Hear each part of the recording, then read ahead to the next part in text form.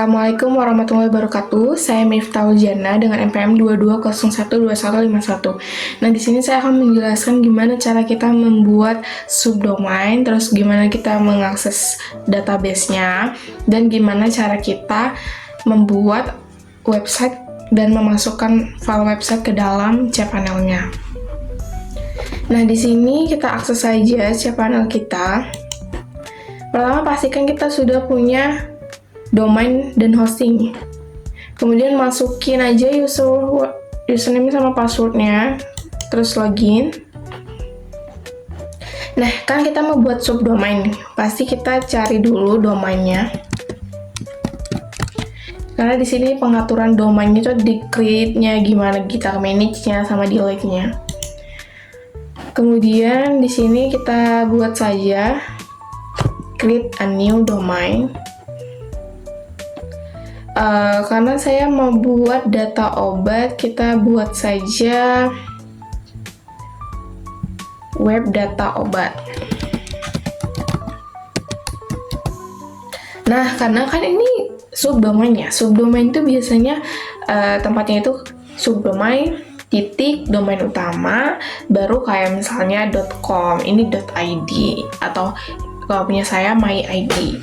Nah, kita coba masukin domain utama saya itu ftuna kelompok 4 my ID.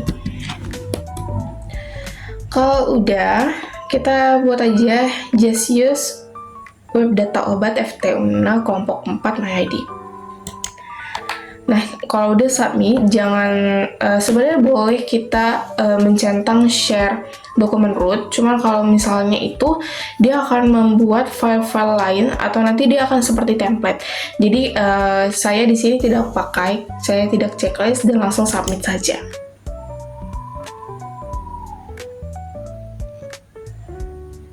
Nah, kalau misalnya udah selesai kita buat subdomainnya, sekarang tugas kedua kita adalah kita buat dulu database-nya. Gimana cara kita buat database? Kita masuk ke bagian manage my database. Nah, di sini kita buat nih database baru, create new database. Sini kita bisa buat mungkin database-nya itu obat, data obat Miftah misalnya kan. Terus kita buat aja create database. Nah, kalau udah go back aja. Nah, kalau udah kita create nih, terus kemudian kita buat usernya. Ini sebenarnya bebas, saya buat saja admin Miftah. Nah, kemudian kalau udah, passwordnya masukin. Kita udah coba sampai 100% ya, agar passwordnya itu kuat.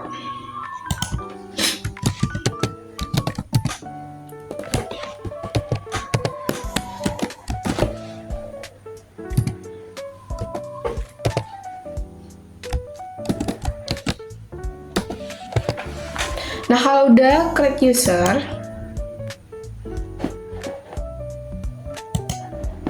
kemudian go back saja. Nah, lalu di sini kan tadi kita udah buat user. Nah, sekarang kita add usernya ke database. Di sini admin Miftah sudah benar. Terus kalau misalnya database-nya itu kan tadi data obat Miftah ya. Add saja. Nah, kalau udah ini, kita coba di sini kan ada user sama database ya. Nah, di sini kita salin. Kemudian kita pindahkan pada file koneksi. Nah, di sini kan tadi hostnya itu localhost. Nah, usernya itu kita ganti sama user kita. Terus di sini kan ada database-nya juga.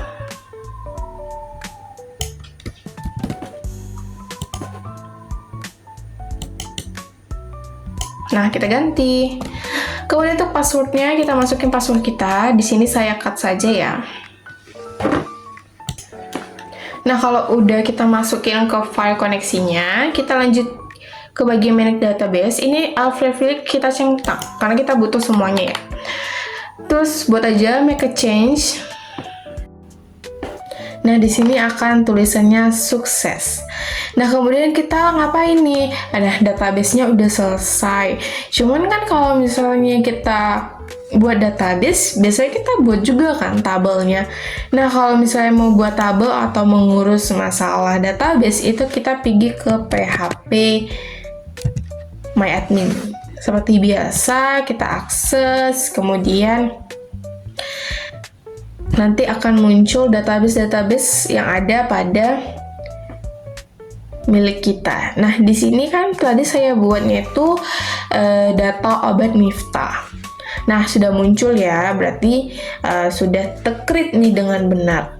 Kalau sudah, kita klik saja. Di sini kita akan membuat tabelnya. Nah, di sini kita bisa buat aja tabel manual, cuman kalau misalnya mau lebih cepat, kita bisa di SQL.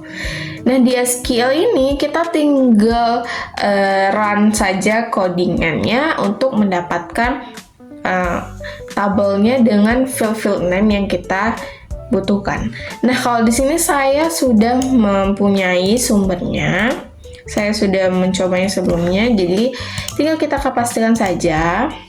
Nah, untuk penjelasannya di sini dia ada create table. Berarti kita membuat table, nama tabelnya itu TBL data obat. Nah, saya memiliki field name ID, kode, nama, harga, dan fungsi, dan masing-masing tipenya. Nah, kalau udah, kita go saja. Kita lihat pada struktur. Nah, ini sudah selesai terbuat, yaitu tabel TBL data obat. Kalau sudah, selanjutnya adalah tugas ketiga, yaitu gimana cara kita membuat websitenya. Dengan bisa saja kita coding pada cpanelnya atau paste dari codingan yang sudah kita buat sebelumnya. Nah, kembali kita coba, tadi kan sebelumnya PHP MyAdmin nih. Kemudian kalau misalnya untuk buat websitenya itu di mana? Nah, itu di sini ya. Di File Manager. Kita akses saja. Nah, di sini. Jadi itu kalau misalnya kita mau atur codingan webnya, tampilan webnya itu di sini. Kita akses yang bagian public HTML ya. Klik saja pada ikonnya 2 kali. Nah, di sini tuh ada file-file dari subdomain. Tadi kan punya kita yang kita buat itu web data obat. Kita akses yang itu. Nah, di sini masih kosong ya, belum ada codingan apapun. Kita bisa coba cek nih. Emang benar, emang belum ada apapun gitu. Kita coba.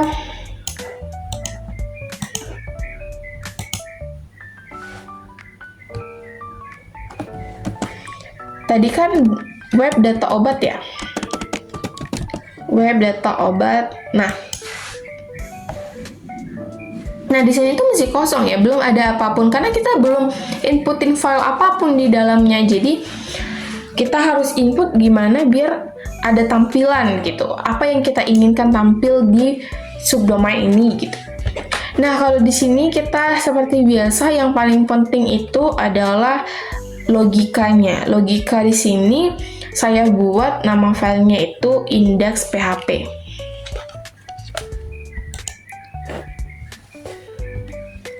Index.php. Enter. Nah, kalau sudah, kita edit. Di sini saya ada indeks yang sudah saya punya. Kita kopikan saja. Kita pastekan. Kemudian save change ya. Pastikan tidak ada error. Nah, jika sudah, kita tambah lagi nih, kita perlu stylenya atau CSS-nya. Jadi kita buat aja file style CSS. Ini harus dipastikan dengan benar terkoneksi atau path-nya itu benar ya, yang ada di indeks PHP. Kita enter, kemudian kita pastikan saja CSS yang kita punya.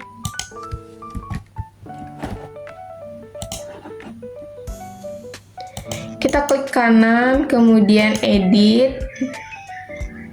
Lalu kita pastekan, pastikan tidak ada error, baru save change.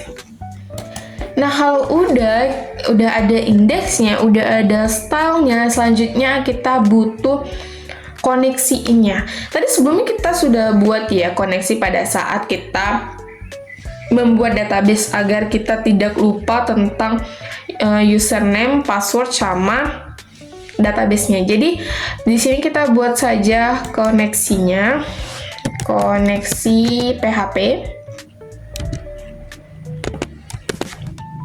Kita pastikan koneksi yang sudah kita buat tadi, yang sudah berisi username, database, dan passwordnya.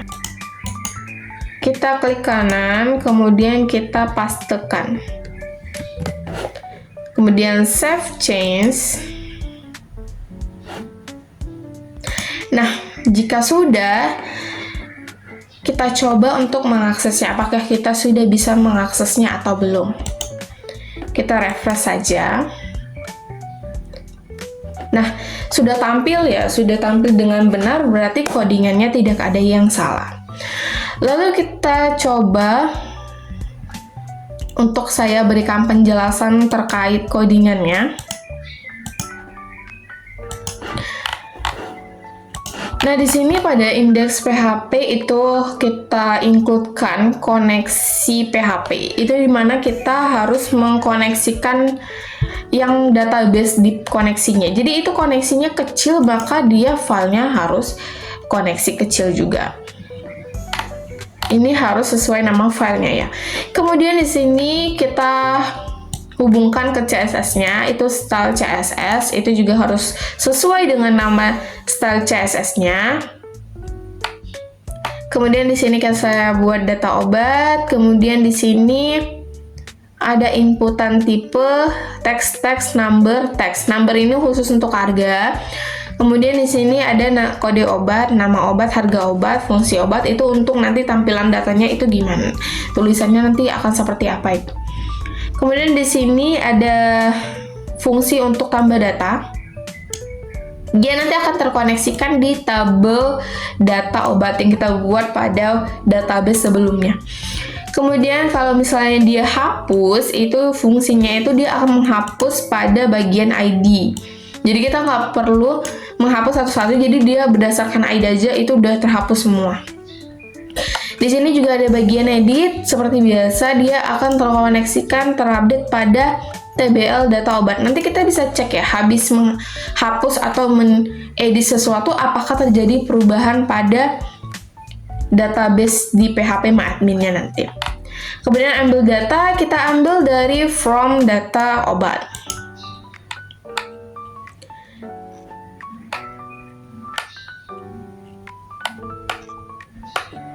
Kemudian kalau dia edit, dia juga select dari from tabel data obatnya.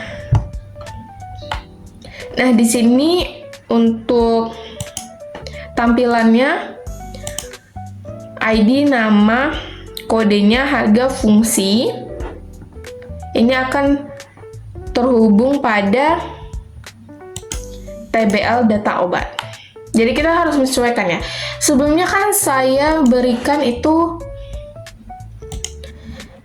field name-nya itu tulisannya kecil semua, ID, kode, nama, harga, fungsi dia kecil semua. Maka di sini juga harus kita sesuaikan ya, dia kecil semua. Jadi agar terpanggil dengan benar field name-nya. Jika sudah, kita coba untuk menambahkan data agar kita lihat apakah terjadi perubahan dan gimana cara kerjanya.